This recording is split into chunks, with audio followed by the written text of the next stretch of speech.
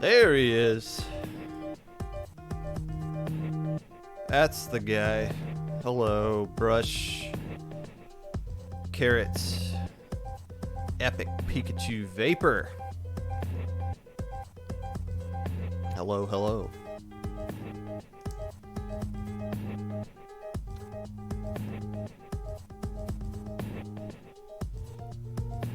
You like my sweater? Thanks, my wife picked it up. It's a hoodie. It feels like a blanket. She said I'm only allowed to wear it with jeans, but I'm not wearing jeans right now. Thank you, Rose of Battle. I too think it is a very nice hoodie. It is something you and I have in common.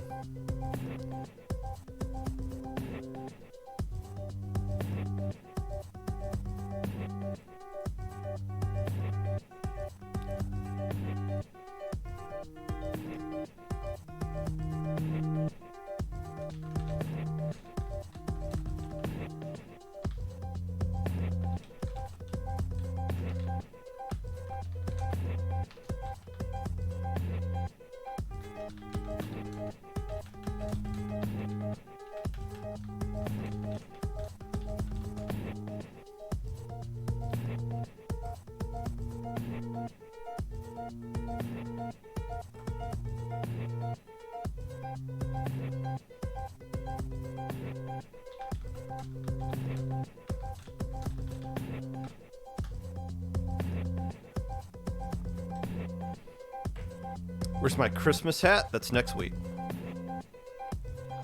There was an episode of the Popcast where after the Nintendo tournaments were announced, where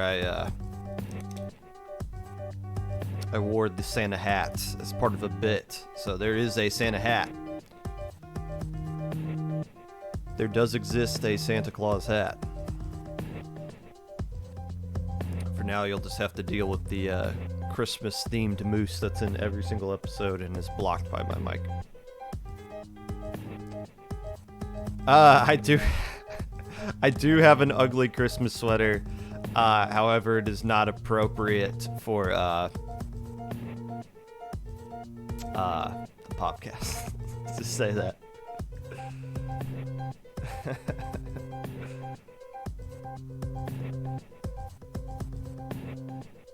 Typing?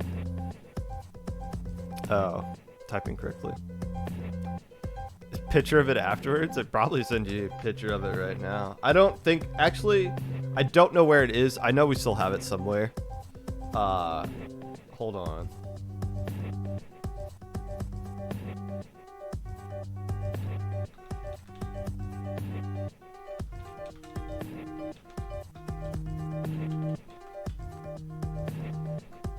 I need to delete this before I switch to this screen. You guys see what I typed out here?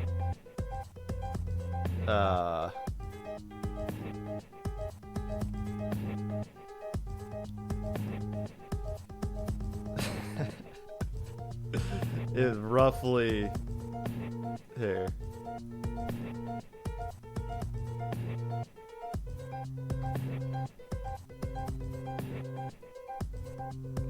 And deleting that.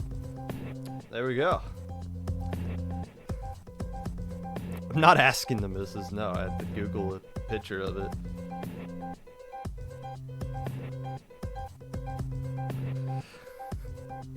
Anyways.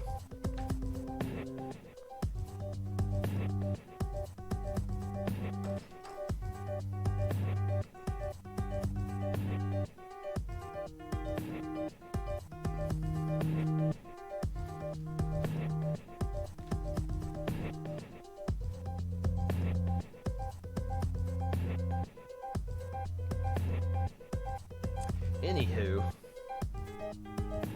how are you guys doing today?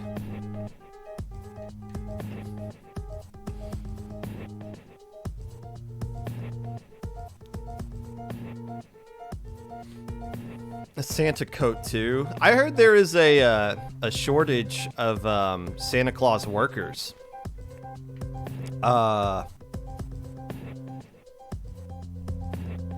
For like events and stuff. I don't know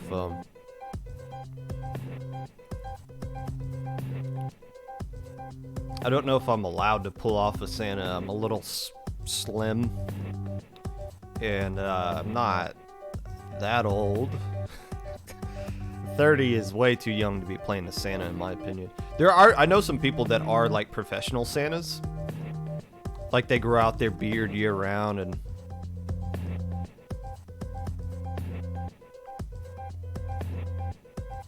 Santa Con?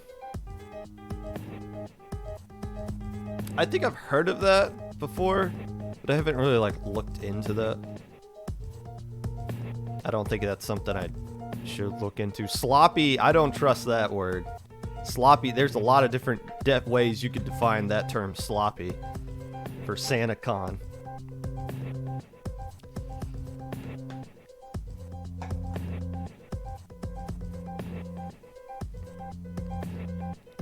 Makes me concerned today.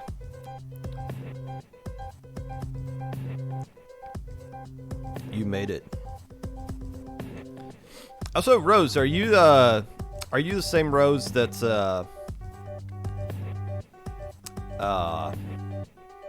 there's a Rose in Spawn Point, isn't there? That's a part of Spawn Point. Oh, okay. I am aware of you. You made the video over the summer about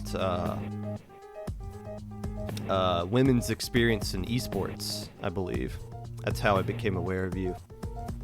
Carrot actually showed me that video, and it was a very good video. No, Carrot, I haven't done that yet. I didn't do that. My bad.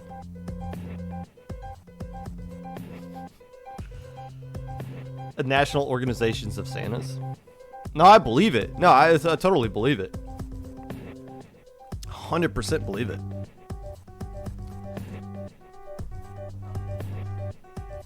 Like I said, I know there are professional Santas.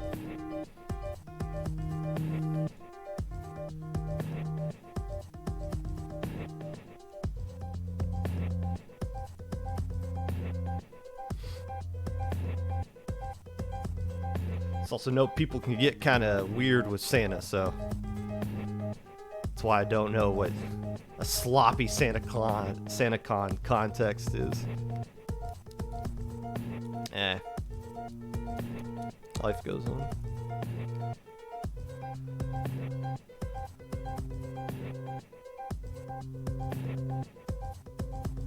How did you get the name Launch Point for that server? What are you talking about?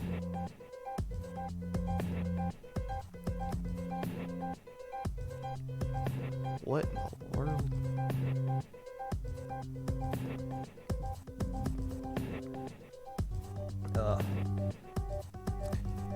Oh, Carrot's calling me out. It's probably time to start.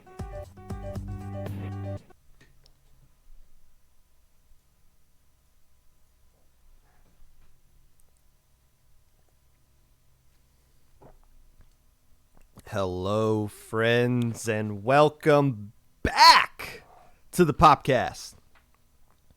Whenever you're listening to this, whether it be live or VOD, Twitch or YouTube, or Spotify, while you are waiting for the last match in your Switch round to come to an end, creating a brand new TikTok account in an attempt to connect to the casual scene, asking Sonic if it looks like that you need his power, whatever it is that you're doing right now, I appreciate you taking the time out of your day to listen to this. Unless I don't. Real quick, As the casual listener of the Popcast knows, we try to have fun here. This is a slightly serious, slightly silly thing that I enjoy doing. Every now and then, though, we talk more about the more serious side of stuff that goes on in the community. I'm sure many of you are aware of the twit longer that dropped yesterday.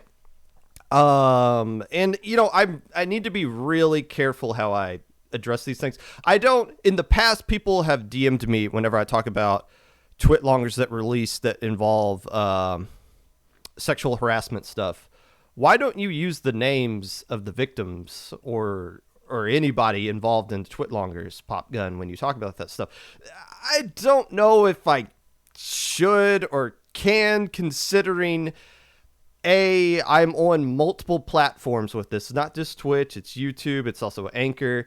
2, it involves minors and graphic stuff. So I don't think it's really appropriate to use specific names involved in it. And now it's not it's not government names. I understand that it's IGNs, but still, with respect to that, I'm just going to vaguely talk about it without using specific things, because none of this is, everybody's, I don't know. I just feel like it's best not to use specific names with these kinds of things, just given that kind of context. However, I am 100% sure that 100% of you saw that twit longer yesterday. If you didn't, how do you know who I am? Like, this is a niche podcast you're listening to. How do you know what this is, but still don't pay attention to the competitive scene at all? And if you haven't seen it, I retweeted it, as did a couple hundred other people as well. So it's very well widespread. And I don't want to get into it at all specifics of it. I don't want to do that every single time a twit longer gets released, but there is one new thing I do want to talk about to build off of all the things I have said in the past. This isn't something that was brand new. This isn't like, these aren't accusations that happened recently, because it's like, how could you people still be jackasses after the summer we had with like all the people speaking out? But that's not the case here. This is something that happened back in 2020. So it's like, okay, cool. Well, not cool, but like, okay, this is something that happened before the, I guess, like all the conversations we had in the summer.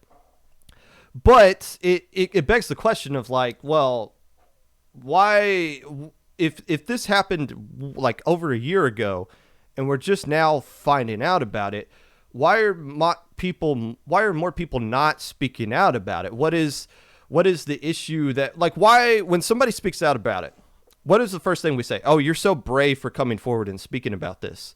It's great that you're coming forward. Why are we saying that? It's because we know that they're risking something, right? It's not as simple as just pointing out, hey, this guy abused me. It's like, oh, congratulations. We understand that you are risking something by just pointing out that you were abused by someone. And I don't speak for other people. You guys know that.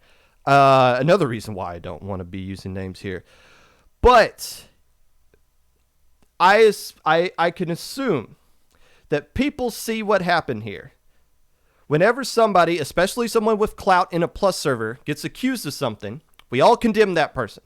They get voted out. They still get votes, but they get enough down votes to where they're voted out. What has happened in the past? Those people get voted back in a month later.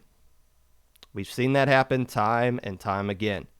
And then it's this idea of like, oh, well, I've changed. That person who I abused has forgiven me, so that means my friends can forgive me and we can just move on like nothing ever happened, and obviously I'm never going to do this again. And the women and non-binary and people that are abused are probably looking at that and saying, oh, cool, that person who did horrible things just gets to go right back in, and if they were to do that again, all the people that would speak out about them see all the people that support that person, and that means they're going to be against me for speaking out. That kind of sucks. So yeah, you are risking something simply by pointing out that somebody is being a total douche to you. And that's the problem. And don't confuse this with cancel culture, right? There's a difference between cancel culture and justice, right? Cancel culture is when I post a picture of myself doing this. Sorry, some of you had to see that. And somebody twisting that message to fit a narrative. What were they saying? I was making fun of children who are scared of adults online. Like, no, that is, you completely perverted my message to paint a picture of me that is absolutely not true. And everybody who saw that picture knew that. That's an attempt at cancel culture, trying to twist the message to fit whatever narrative you want to paint of somebody. If your actions are being called out and other people are starting to recognize it and condemning you for it, that's not cancel culture. That's called being held accountable for your actions. And I think the problem with this scene is, and what people are recognizing, people who have been abused are starting to recognize, we do not do a good enough job of holding people accountable in the long term. It's just a month. It's just a month slap on the wrist, and then you're back into things. Now, how good you are at the video game depends upon this. That's a fact. This player, the most recent accused, is a +3 player. That's not strong enough. You can't be a +3 player and survive with these kinds of accusations. You're not good enough at the video game, sorry. But we've seen people in +1 get away with it. We've seen people in +2 get away with it. We had people DM us during Super Jump. Hey, can you let this player back in? They're good at the game. Their victim apologized to, or they apologized to the victim. It's all good. Why won't you let this person play in your tournament? That's ridiculous. Just saying. News from this week. Tournaments that might be of interest to the casual listener here on the podcast. Low Ink is going on this week. It is Low Ink Week. Make sure you sign up for that sooner rather than later if you're eligible for it. It's a tournament for everyone unless it's not.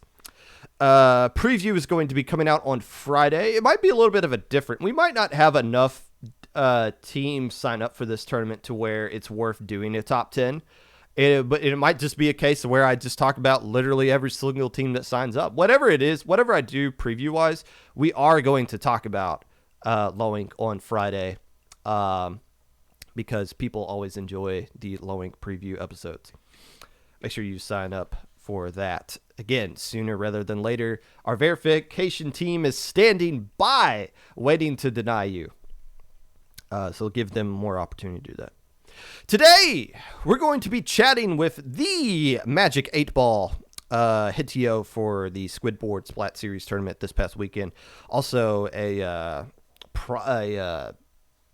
prominent figure, a well-known figure in the TikTok scene. I don't know what the words are. Magic has a lot of TikTok followers, and it's a topic that we're going to be going on today. So there's a lot of things we want to talk about with Magic, who's making their return appearance since like episode 12 of the Popcast. So always happy to have Magic on, even when it's once in a blue moon. But first,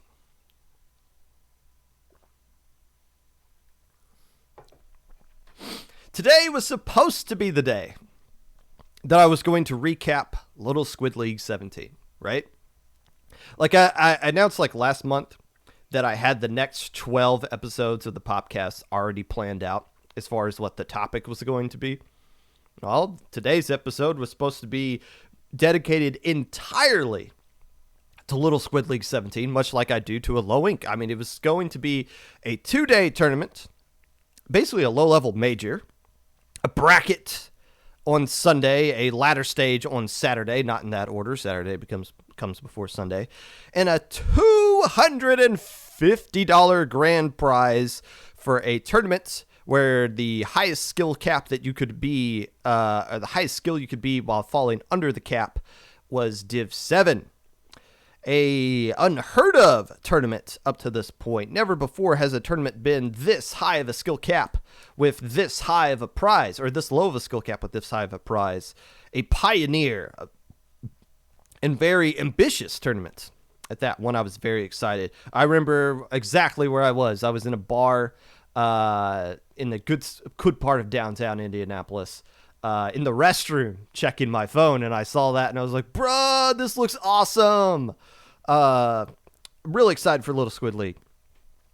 Tweet came out on Monday of last week that a cancellation of this tournament was being considered by Little Squid League staff due to the lowerish turnout of teams that had signed up for the tournament up to that point. Now, at that time, I believe there were 21 teams registered. I can't confirm that. There's 22 teams registered right now, but I think like some teams registered after the fact or something like that. So don't quote me on the exact number of where it was on Monday, but it was in the 20 range. It was at least 20 teams, if not 21 or 22. However, this was a ladder format, as I mentioned, for Saturday, not the usual group stage that the LSL has been known for. And they needed 40-plus teams in order for the ladder to make sense. And as of Monday, they only had 20-ish. On Tuesday, Tweet and Discord Ping came out announcing that the tournament had been canceled. Dang, dude, that sucks. That really sucks for Little Squid League. The participants and all of us as a whole. It would have been a really good tournament. And unfortunately, it wasn't. Now, there's plenty of things to look at here from a critical standpoint to question for sure. Why ladder stage? Was it too ambitious to do a ladder stage? Is there not enough pool of teams in Div 7 on down that are eligible even to play in a tournament like this? There's school finals going on. There's Ludi.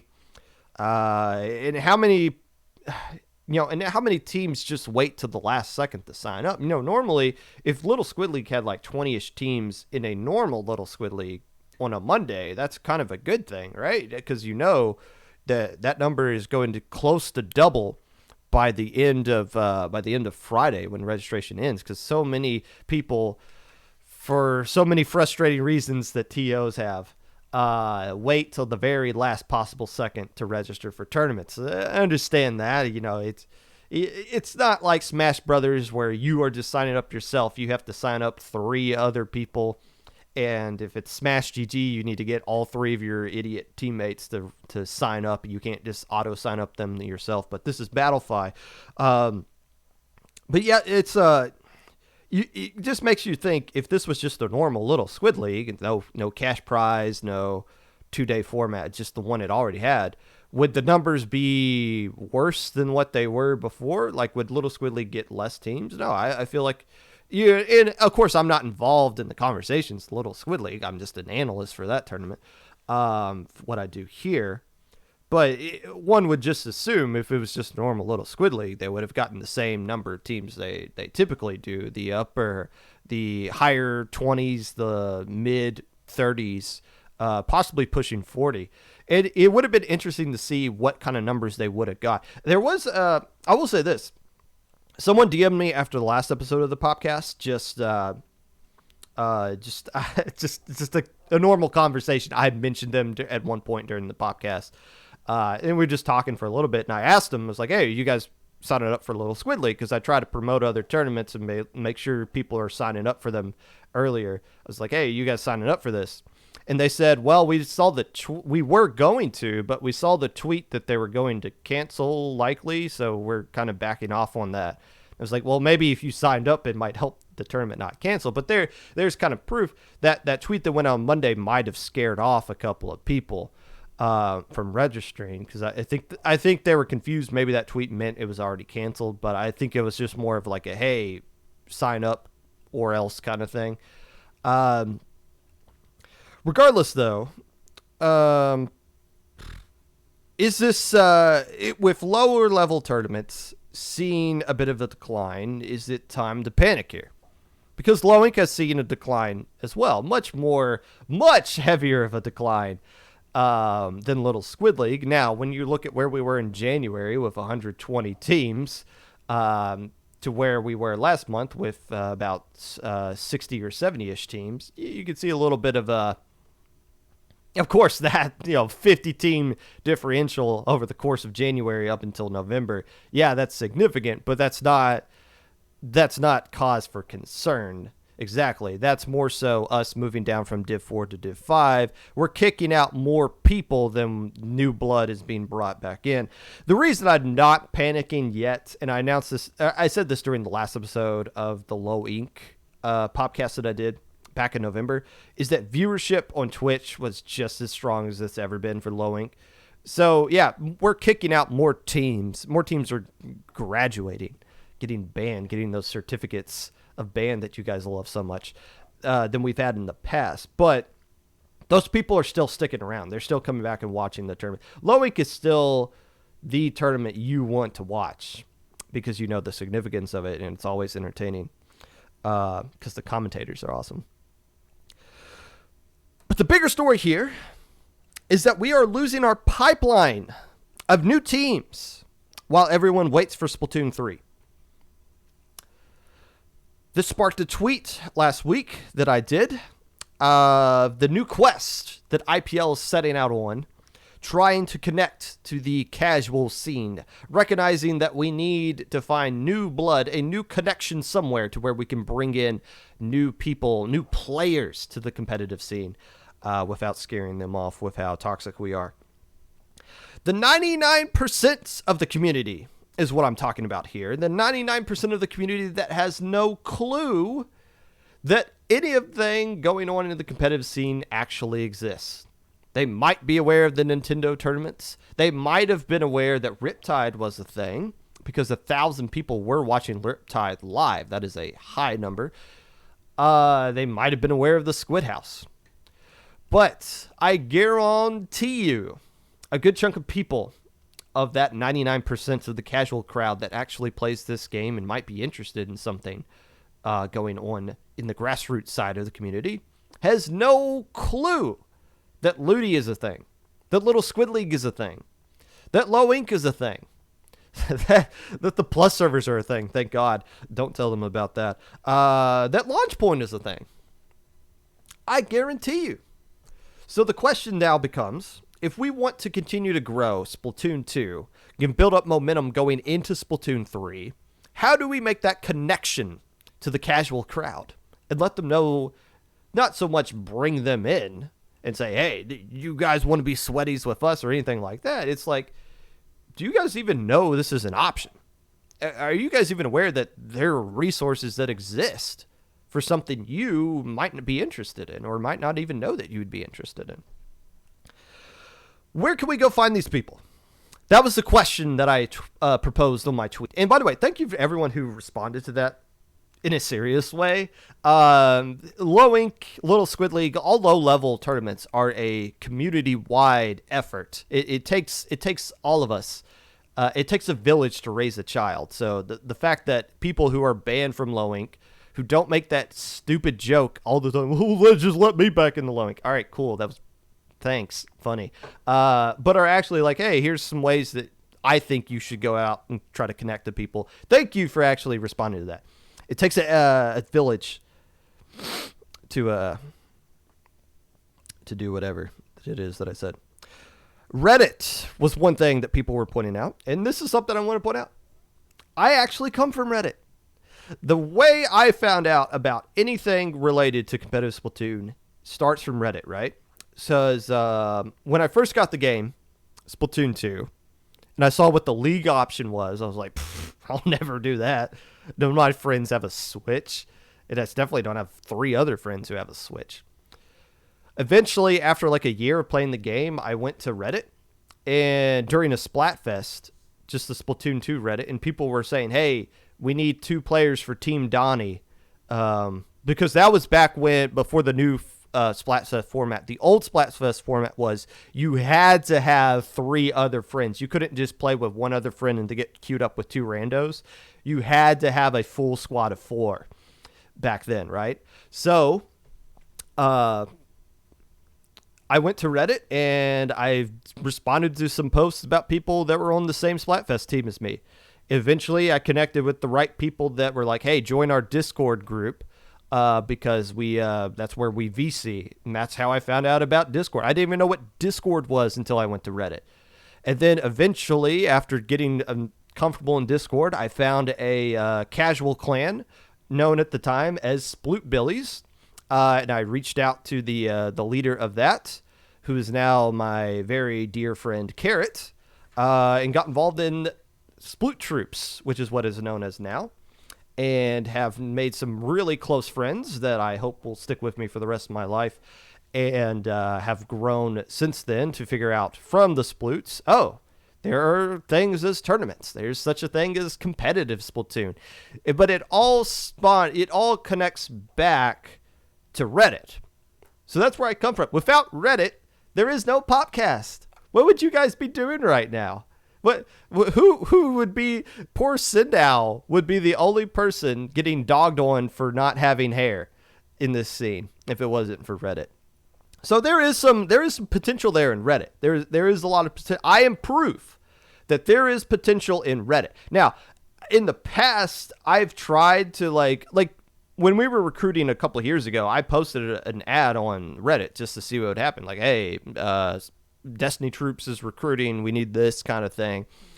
And I think the response I got from the mods was like, this isn't a good place to do that. And maybe the mods have changed since then, or maybe they weren't like open to competitive stuff then, or whatever. Or they were like, hey, go to the free agent server. And I was like, the free agent server sucks. I want to find new players, diamonds in the rough that nobody's ever heard of. But still, I saw Little Squid League actually post their tournament on Reddit. And that seemed to get some pretty positive feedback. You saw a lot of people commenting like, where do I go for this? What is a Discord? Someone posted like, hey, I think my children would be interested in this, but I don't know how to get started in that. So I think there's more of an interest now in Reddit, for the competitive side than what there was in the past. But, I don't think a lot of us have attempted to do that. Squidboards. Did we all forget about Squidboards until the most recent tournament? I did. Now, Squidboards, for those of you who aren't aware, is like it's basically a message board forum, an online forum for competitive Splatoon. Now, I don't know how.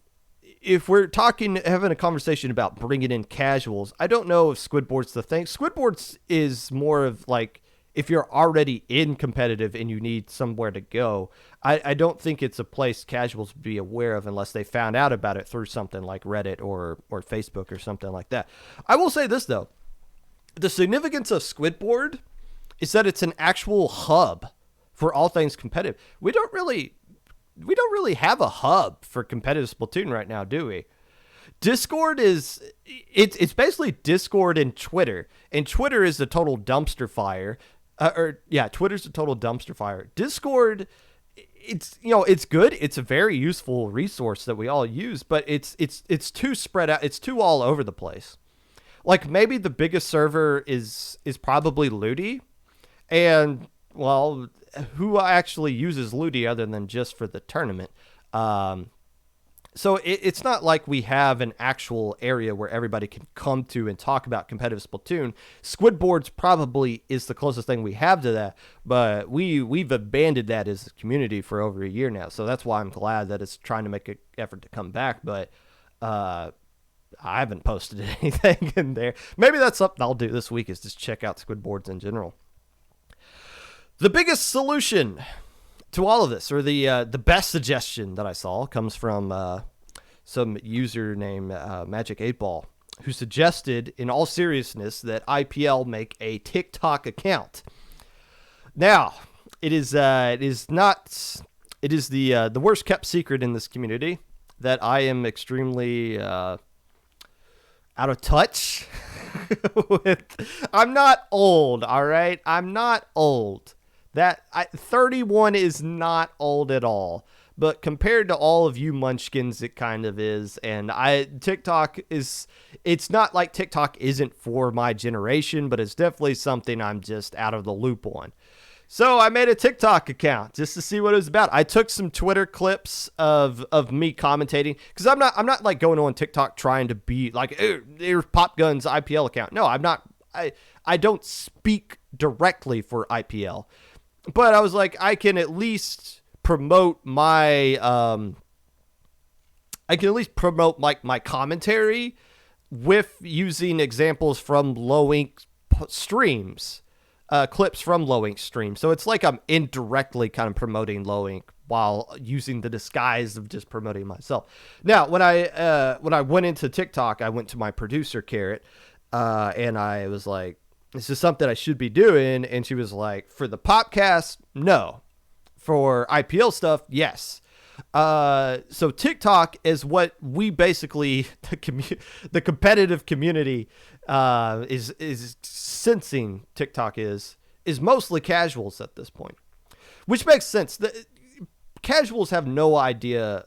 If somebody who's not in the competitive scene were to listen to the podcast, they're probably going to be extremely out of the loop of what it is that I'm talking about here. The Popcast is a niche thing that comes with a inherited understanding that you at least have the vaguest idea of what I'm talking about. When I do a low ink recap episode, there's kind of this understanding that you at least somewhat paid attention to the tournament in low ink. Like, I'm not just going to explain everything in depth. I'm assuming the audience has at least paid attention to grand finals, because I'll spend at least 20 minutes talking about grand finals, usually in the opening of that. So it's not, I understand the casual crowd isn't what the podcast is. It's not my target audience. It's just not. They have to get into competitive first and figure out what competitive is about before they'll even be interested in what I try to do here on the podcast. But the question is, how do we get those people interested? And I think TikTok, just looking at that, just getting the sense. Now I had to figure out what bing bong means in all these other trends, but when I just get all of that crap out of the way and I focus on just the Splatoon side of TikTok, it's like, okay, this makes a lot of sense. There are a lot of people. If you take a video, a tutorial video, like a 30-second tutorial, here's how to substrafe. Here's how to, here's the optimal way to take the Rainmaker. Here's sneaky routes that you could throw clams in on certain maps. Those things get tons of likes, views, and comments, and get you all kinds of followers. Like the most basic of stuff that any competitive player would just roll their eyes at. Like, I knew that like 5 years ago. Somebody seeing that for the first time it'll just blow up on TikTok. So there are a lot of people interested that I think don't really know anything about competitive Splatoon on TikTok here. Now, as we're trying to reach out to casuals, we need to be really careful about this because there is some pushback. You can post something competitive on TikTok and people will be like, get this sweaty nonsense out of here. Understandably so. Not everybody wants to take this game seriously. Now, they might be interested in watching a tournament. I started playing Halo Infinite with my friends, and I just searched Twitch last night. It's like, hey, they're in Halo Infinite. Anybody streaming this? And I found a tournament from Xbox. I didn't understand what was going on because I'm a total casual at Halo Infinite, but I enjoyed watching that. I was like, hey, this is pretty cool. I'll never play in a tournament, but I'll enjoy watching it. And that supports that scene just by me watching. But we need to be really careful because we've done things in the past to help drive away competitive casual players from anything competitive, right? Squid bagging is okay. If you want to taunt your opponent, go for it. Hey, I kind of did it on stream Saturday against InkSync. I got a triple against them. I didn't squid bag them, but I did kind of stand over them and stare them down for a little bit. It was on stream. The commentators just glossed over it. I don't think they realized I was taunting them, but I was. InkSync's little jackasses, and I'm not going to miss an opportunity to taunt them for it. I am all okay. If you are naturally taunting someone in the middle of the game and you're not going out of your way to like you're not like focusing on you're not like forgetting the objective or anything. But if you make a play and you want to let your opponent know that you're better than them, go for it. I don't care. It's a TO. I do not care. Now, if it crosses the line, like you're taunting them in chat or you're going on Twitter or something like that, and that crosses the line, yeah, that's not cool. But in game, in the natural process of the game, go for it. That is the gray area. TOs do not need to be having a rule. You do not need to have a rule about taunting in game. You are setting yourself up for failure as a TO if you do that. However, if anybody goes on Twitter and complains about squid bagging as a casual, you guys are so doggone soft about it. So soft about it that you need to pile on this person. Squid bagging's totally fine. How dare you have an opinion against squid bagging? Like, are you guys really that insecure about squid bagging that whenever somebody calls it out, you have to huddle up with all of your friends? Hey, this person's calling us out for being jerks. We need to protect ourselves from this. Come on, guys. We don't need to dogpile on that. Same thing with spawn camping. Again, from a competitive sense, spawn camping, totally fine. The problem, if you watch ProChar's video, some maps are designed for spawn camping, i.e. Walleye Warehouse. Spawn camping is a totally acceptable way to play the game. However, if you're spawn camping and refusing to touch the objective, if it's Rainmaker and you have 4 guys partying in the enemy base and you're just not going to touch the Rainmaker for 5 solid minutes, that crosses the line and that can get you in trouble in a tournament. But spawn camping in the point of the game, the game is built for spawn camping. I'm sorry. There's no way around that. However, when somebody goes on Twitter and complains about getting spawn camped, oh no, we need to go and attack this person. How dare they be upset that we are beating the absolute snot out of them? You should take your butt whooping and be happy about it. My goodness, you guys don't understand. You are driving people away with that stupid nonsense. Yeah, it's okay to disagree, but do you guys all need to pile on that you are driving them away? You are driving casuals away from the scene when you have to be that aggressive against people that are against being spawn camped and squid bagged. Come on, guys. I like to think we're better than this, but it really, again, it comes across as you being insecure about anybody having a different opinion from you. That you need to get all your friends in and get as many likes and retweets and ratios as possible so that you can get past that. I'm going off on a tangent. My point is this. Splatoon 2 is not dead yet. It is going to die at some point, but it's not dead yet. And if we want Little Squid League to get more teams, we want Low Ink to get more teams, and we want to build momentum going into Splatoon 3, we don't need to give up on this game just yet. There are still a lot of people that would be interested in competitive Splatoon 2 that just have no idea that the grassroots movement exists. And we're going to be talking with Magic8Ball in a second to get his thoughts on all of this. But I'm telling you right now, this game is not dead. I'm not giving up on it. And if it means I have to go on TikTok to figure it out, so be it. And that's another thing. When TikTok was brought up earlier last week, all the TO servers that I'm in were like, I'm not touching TikTok. No way. I don't know what that is. I'm not even going to attempt to touch it. I'm going to attempt it. And I might be the most cringe person in this community to attempt to figure out TikTok. And I saw Havoc created a TikTok account as well with the same kind of intent. Hats off, Havoc. We'll figure this out together unless we don't. But we're going to give it a shot, baby. And we're going to see what we can do here. And if I have to pull out a new dance video to save the soul of competitive Splatoon, I'll do it. Unless I won't. Regardless, that's enough. Well, no. Unfortunately, there's still more of me talking to come. Ugh. Let's get through the weekly recap.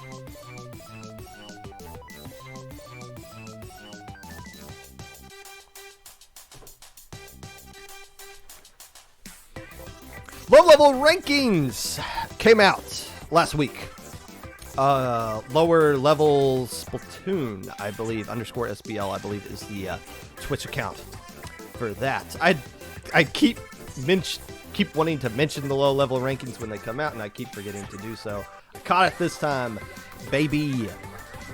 The team finished number 1 in the month of November for the low-level rankings goes out to Snowfall, the team that finished in second place in Low Inc. Team that finished in first place, Guerrilla Tactics, nowhere on this list because, well, they won Low Inc. They're obviously not going to be in low level anymore. Snowfall, a obvious choice, being the number 2 team that finished in Low Inc. But look at what they're doing in Ludi too. Because you might be saying, well, wait a minute.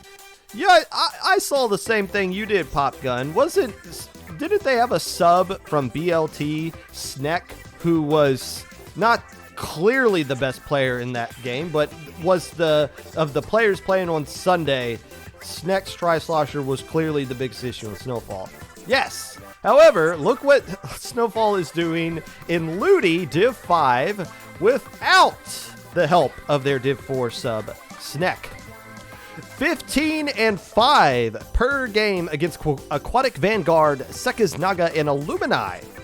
None of those teams have been able to take more than 2 games off of Snowfall in Ludi, and that doesn't include the 5-0 they got over Kingmaker in the month of December, because this is just the November rankings. Snowfall looking pretty beefy right now, and here's the interesting thing about this going forward. Teams 2 through 6 are already banned from Low Inc. iTap and Leg tied for second place. Cold Coral, the beta bracket champion, they're Div 4. They're number 3 here. They're banned. Persistence, number 5. They got banned. Now, keep in mind, this is before Persistence won that Minnow Cup, because that was in December. These rankings are just for November. Wipeout Punks, number 6, another Div 4 team. So that leaves the question of, like, okay, Snowfall's number 1, and, like, 2 through 6 are gone. Doesn't that mean Snowfall's automatically going to win the next Low Inc?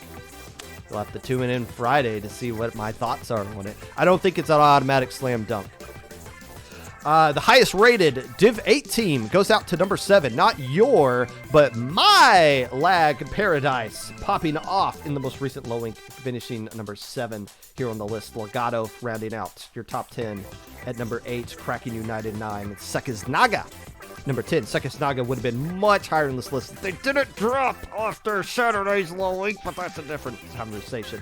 The biggest surprise here is Access Denied at number 22. Access Denied, a perennial alpha bracket team, in all fairness, had a bad November. There's no sugarcoating it. However, I like the fact that they've added Shug to their roster, and listening to their VC with Shug in their team, you can tell that he's had a positive impact on them, is a good shot caller. After a month of building more chemistry with that player, Access Denied is going to be back on track, if not better than what they were in the past. Just takes a little bit of month to figure that stuff out. And special shout out to number 29, my favorite team name to say, see ya! Finishing number 29 here. And also bold and asterisk. I wish I paid attention to what those things mean. I think that's their first time on this list at number 29. I see ya! See ya! Not little squiddly, but how about we look at some tournaments? Yeah, Sirius working their way all the way up to Let's Spawn. That Tower Rider does pop armor. They are barreling their way towards that KO. That Booyah Bomb coming out the train to Pen Tower. 2 members get on, bringing in that clutch. They do KO it. Sirius winning Game 7 of Grand Finals and taking with it championship of SOS 51. That it was Skepadillion and Fern on the call for IPL's SOS number 51 that saw Sirius beating Let's 4-3. Tacos de Canasta Tacos taking third place. Now, Sirius winning this tournament. Wait a minute, Pop Gun. Isn't that a Div 3 team? What are they doing winning this tournament that has Operation Paradox and Tukey in it? That shouldn't be happening, right? Well, it's almost like this crazy idea that a team that got divved back on November the 13th has improved since then. Literally a month ago from today, they've improved since then. What a crazy concept. Now, a lot of you are falling for this trap, and I warned you a month ago that this was going to happen.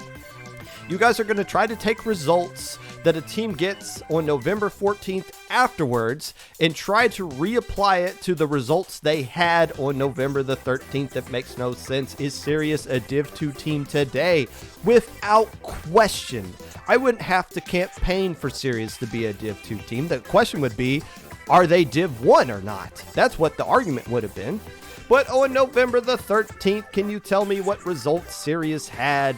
If you can't, then maybe you shouldn't be talking about things with the Ludi Seating Council, but I'll tell you anyways. They were competing for Hammerhead brackets. Of course, they were a Div 3 team on November the 13th, but that does not mean that we need to take this great win, this awesome win that they got against a lot of really strong teams in this SOS tournament, and what Soup accomplished in Squidboards, and tried to turn it into a negative by throwing shade at the seating council that got it right a month ago. I don't understand why we have to constantly try to find the negative in positive things, but this is welcome to competitive Splatoon, baby.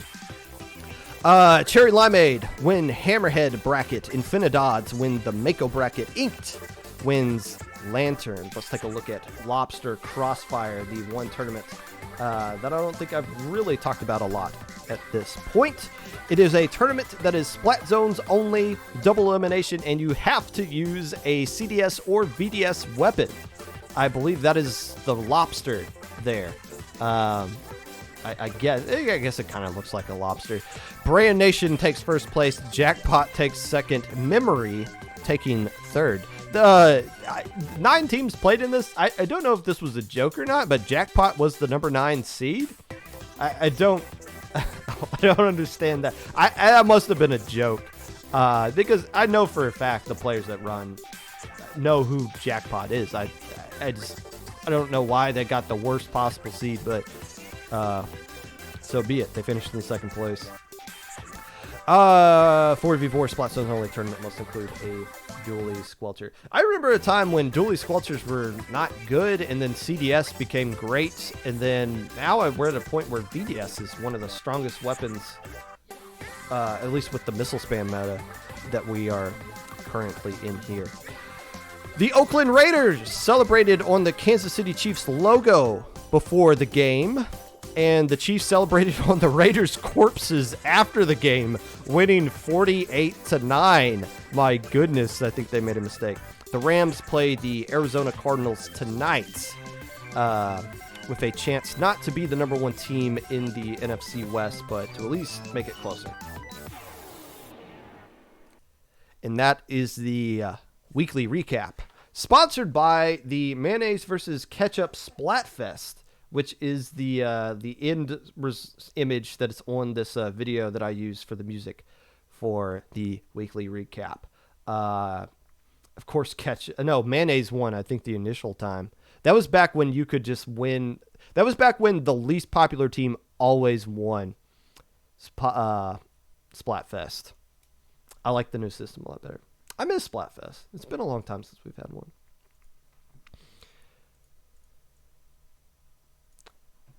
Been a long, lonely time.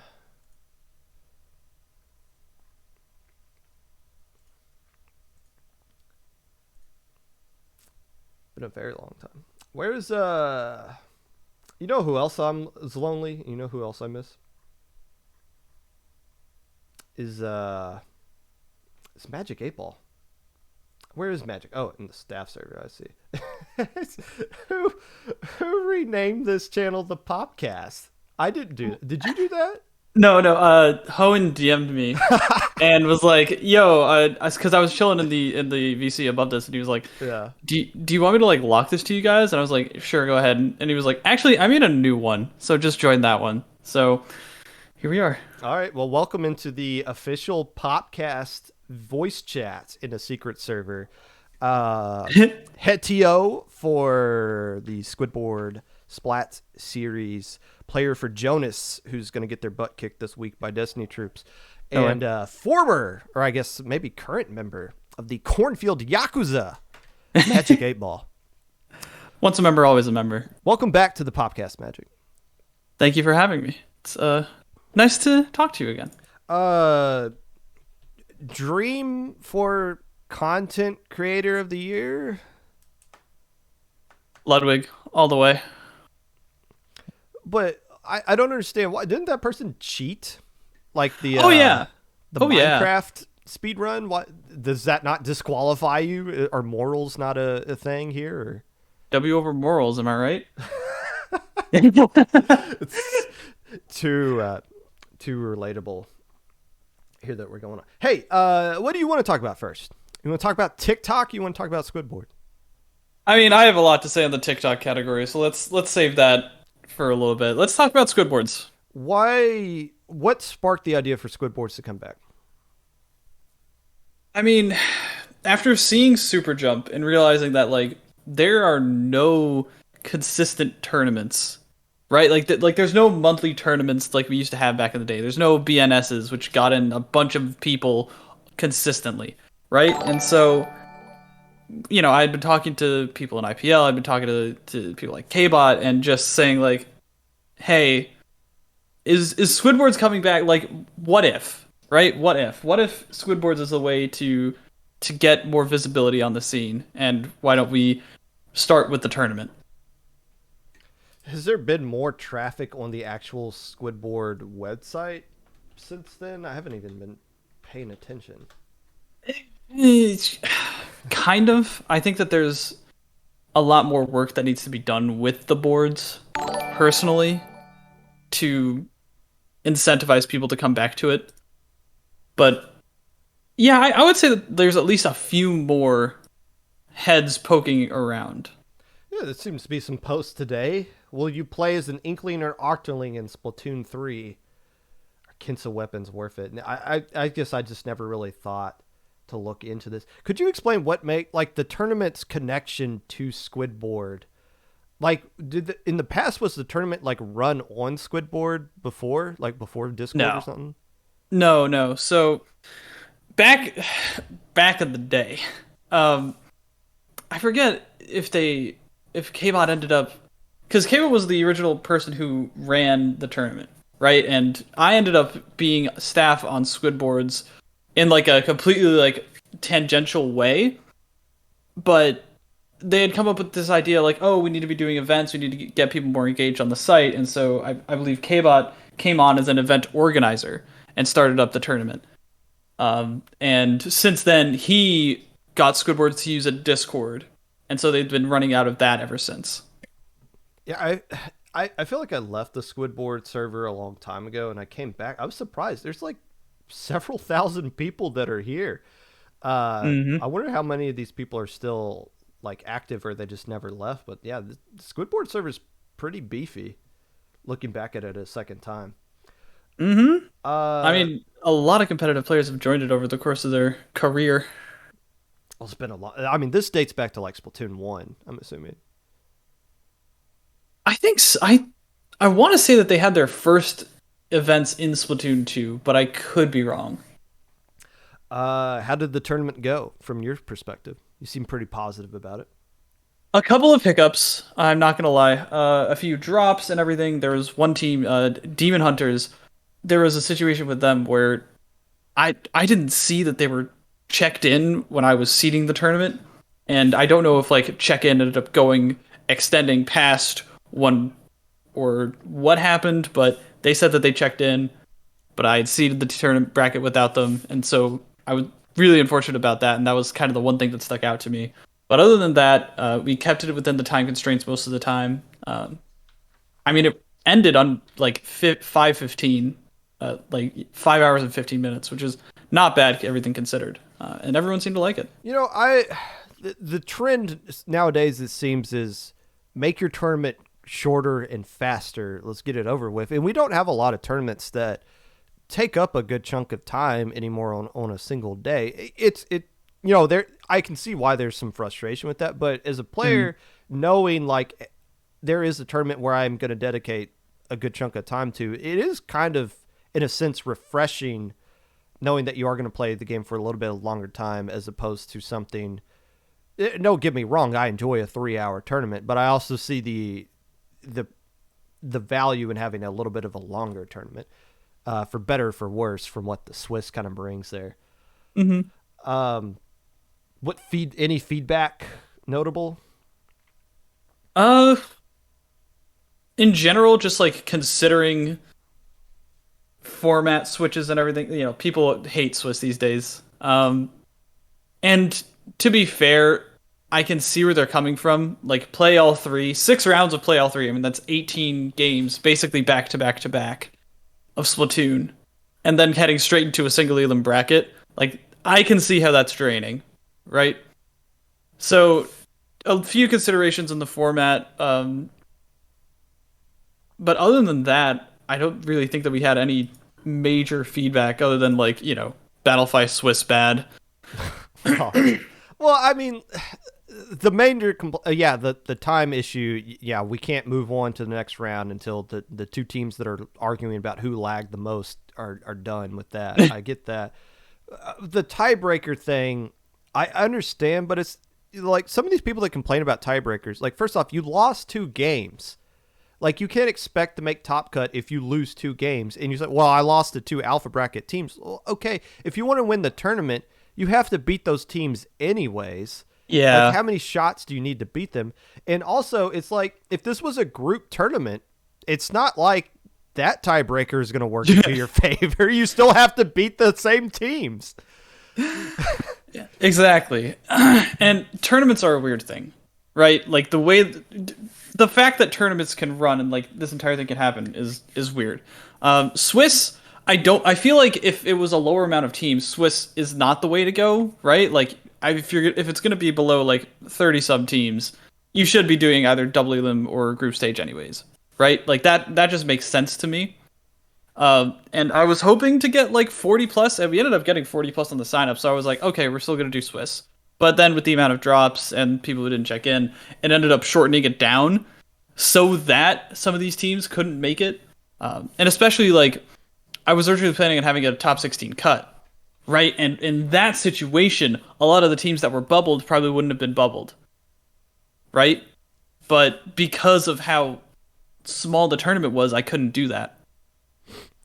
We're talking with Magic8Ball about the Squid Board tournament if you're just now tuning in. If you're probably really thrilled that teams like Jackpot and Young Squad signed up for this tournament.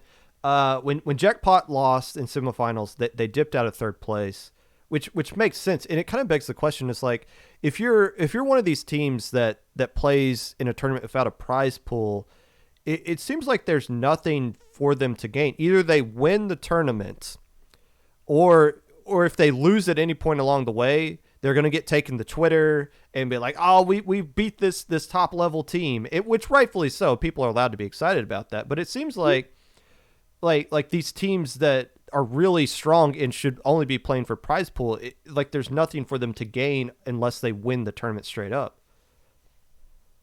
That's honestly a valid point. I mean, I guess you could argue like, oh, they want a result or everything, but like the teams that are playing for prize pool don't need the results. Like, they've already, it's a weird situation, right? Like, if you're in +1, you don't need to prove yourself anymore.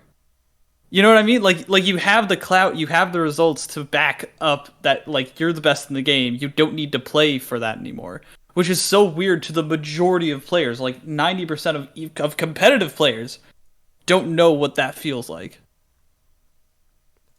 When's the next one? We're gonna do quarterly. So March. Looking forward. Hey, I like I said, I enjoyed it. I enjoyed playing it. I mean, I knew it was Swiss, so I knew I was getting myself into. As a participant myself, I enjoyed it.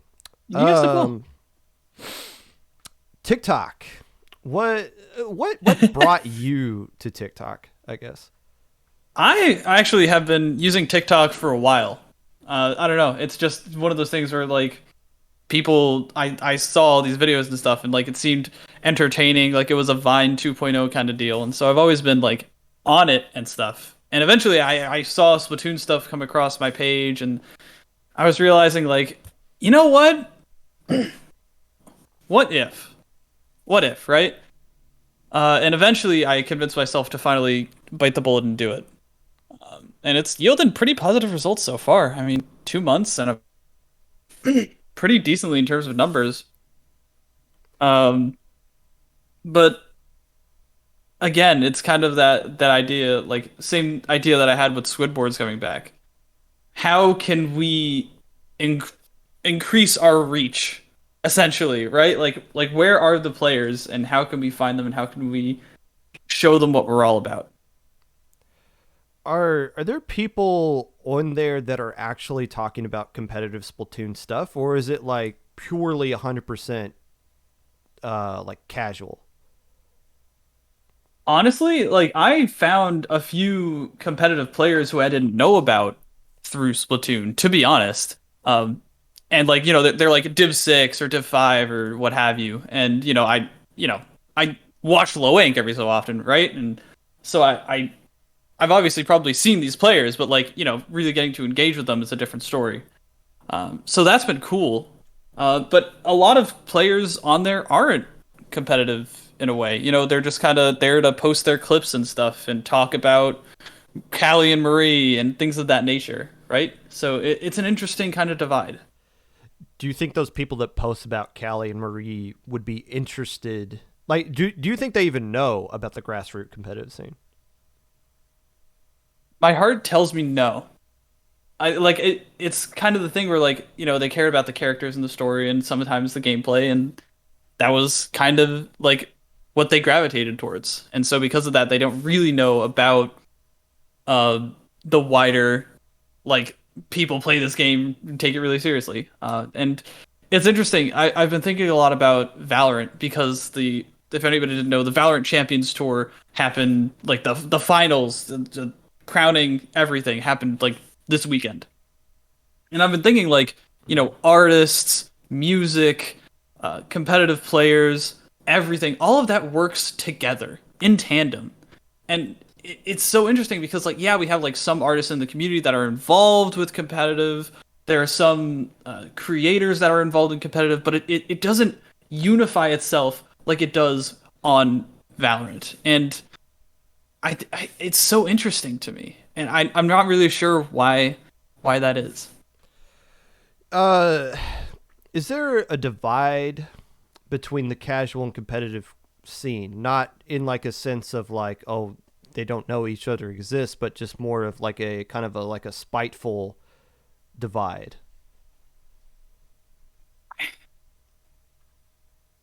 I have been shut down from r/Splatoon before, and I have on the one TikTok that I put up that for some reason the algorithm took hold of. I've gotten 20 plus comments about this game's dead. Why are you taking this so serious? It's a kid's game. Like, stop sweating. Stop making Splatoon unfun. Um, which is just wild to me, and it's definitely not the majority. A lot of people actually like were fascinated by that video, but there is a cohort of people who legitimately are anti competition. That's well, I mean, I guess that's understandable. I mean, Mhm. that's just anything in life. Um, but you don't think that those people speak for the vast majority? No, no, I don't think so. I think that people who play Splatoon in general are competitive in nature. You know what I mean? Like if people are trying to grind up to X rank, they have to care at least a little bit about trying to improve, trying to get better, right? So if they're like us, they want to improve, and if they want to improve, then they're going to find these cool tricks and things that we post are going to be interesting to them, and it's going to help them do better. You know what I mean? Splatoon's a kid's game. Can you give me an example? Help me understand this. What is an adult game? Is it a military game where we're shooting each other with real guns? Is that what adults do? Yeah, I mean, CS:GO, Call of Duty, like those are the games for the adults, for the adults who are gonna rage and roar and guns and you know. Uh, fair enough. I mean, as an adult now, I just wanted to be made sure of what games I'm supposed to be playing. So that's good to know there. So I think since you commented on my tweet about making a TikTok account, I feel like a lot of other people paid attention to that, and now because of that, there is a better. I think more people are turning an eye to TikTok that were before like I'm never going to touch it. If somebody from the competitive scene is getting into TikTok, what would you suggest they keep in mind if they want to be successful, or at least like try? What should they keep in mind to like hit the? I don't know, maybe not successful is the right word, but at least like get into the scene. So you want to follow as many people related to Splatoon as possible. It doesn't matter if they're like casual, competitive, whatnot. Just like if you see people who are engaged with that scene, follow them, interact on their page, do whatever you can, because that's going to help your chances of being noticed. First of all. Second of all, if you're going to post things, try to make them short, try to get to the point as soon as possible, 2 to 3 seconds, or else people are going to swipe away. I mean, that's just how the algorithm works, and especially it cares about watch time. And just in general, understand that super duper high level stuff is not going to get you places. Like these people don't know about substrafing. And think about how early on you learned about substrafing, and try and like remember that when you're posting things. You know what I mean? Like people are not going to understand the highest level of stuff. But if we do interact with each other about tournaments and about things of this nature in front of the public eye, then people are going to get invested into competitive. And I think that that's something that Valorant has over us that we don't have on Twitter, is that they have so much of a more of a reach, right? So many more people are interested in Valorant, and so that kind of cascades. But in Splatoon Twitter, we have a closed loop where it's not getting out to the masses because not enough people care about Splatoon. Whereas in Valorant, like there are a bunch of Splatoon, a bunch of Splatoon players that care about Valorant, and so it's in the public eye. So that's kind of what we need to foster on TikTok. What's going to happen when Splatoon 3 comes out? Are we going to see this massive boom that we're all expecting to come in from new players coming into the, like, picking up the game? Like, can we afford to just let Splatoon 2 die at this point and wait until, like, whenever it comes out in 2022? We need to be ready for it. That's the mistake that we made with the transition from Splatoon 1 to Splatoon 2. There was not enough in place to get those people funneled in, right? Like we talk about, you know, the funnel, the marketing funnel, right? And I know Mizuno in chat knows what I'm talking about. You know, people are going to see it, and then it's all about getting those people to funnel in towards the more core audience and get them really invested and involved and competitive. Or at least interested in watching. You know what I mean? So back when Splatoon 2 released, there were not enough things in place to get that. But if we work hard now in the next upcoming months and get a lot of people on TikTok, get a lot of people posting on Reddit, and get a lot of like new information and content out on YouTube, that's when we're going to be ready for the influx of Splatoon 3, and when a lot of people are going to see the diehards in Splatoon 2 who are going to be able to give them the information that they want. Congrats on the upcoming graduation, by the way. Any party plans? I mean, I'm going to be having a little bit of a celebration stream on Thursday currently, although I hear that that's when we're scheduling our looting match for, so that'll be interesting. No. I just presented to Roundy as the possibility. I still got to double check with everything. Scheduling Looty is the most frustrating. We're in the same group. Yep. Some teams have been an absolute joy to schedule with. Others have been not. Yes. So I don't bank on Thursday. Just we'll figure it out. Okay. But other than that, I'm gonna be just celebrating with my family. Go ahead and plug yourself, because nobody on TikTok is here. Nobody here knows who you are. You got a whole new audience here. That's fair. I'm pretty sure I know most of the people who are in chat right now. Yes. But if you don't know me, my name is Magic8Ball. Follow me on Twitter and on TikTok if you care at magic_octo, and on Twitch at magic8_ball. I am a player, organizer, coach, and commentator for all things Splatoon. I like to think that I have good analytical takes and information on the game. So if you care about that, follow up. Other than the incident, what would be your favorite moment that you have personally commentated? Oh gosh. That's a tough one. I would probably say Riptide. It's fair. That would have been my answer too if I was put Yeah. on the spot with that. It would have been better if any of those matches we commentated Riptide were competitive.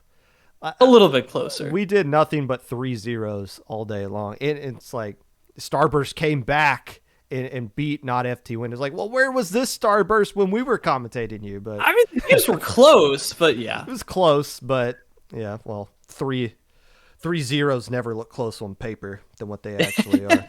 Magic, thank you again for coming back on. We'll try to get you on before, get you back on again because you always got some good takes. And Thank you, sir. The audience likes you, unless they don't.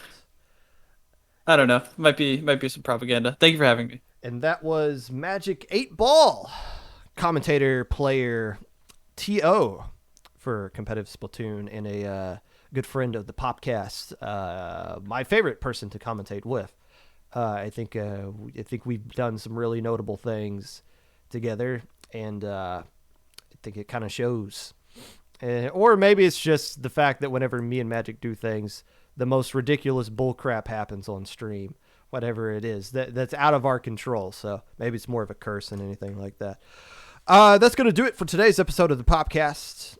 Low Ink preview on Friday. Make sure you sign up for Low Ink, and I guess check out my TikTok. I guess I don't know. We'll figure out. We'll see what I can do with TikTok. I might do like a video. Like a short video, just like explain what Low Ink is. Not like, hey, come play in my tournament. I'm here to market to you guys. More of just like hey, here's what this tournament is. If you're not doing anything Saturday or Sunday, give it a watch on Twitch. It might be something you're really interested in. With that being said, if you'd like to be a part of the Popcast in any way, feel free to reach out to me at my socials below. Twitter at Mr_Popgun, Discord Popgun, #5882, YouTube at 25Popgun, Twitch at Popgun25, Anchor.fm/Popgun, which I've gotten into a much better job of getting those out on time. And TikTok at Mr_Popgun as well, I guess. We're still figuring that out. Maybe I'll throw a link up to that somewhere. I have no idea who this person is, but they got a nice overlay, so let's raid them.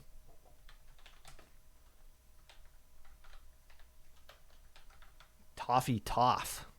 Hey, wear a mask, get vaccinated, get the booster shot if you can. If it's something that you can be doing.